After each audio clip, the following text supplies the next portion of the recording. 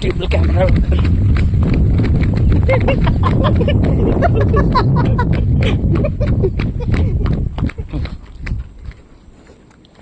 रे आता पाणी पाहिजे त्यापेक्षा डेंजर वाटत आहे.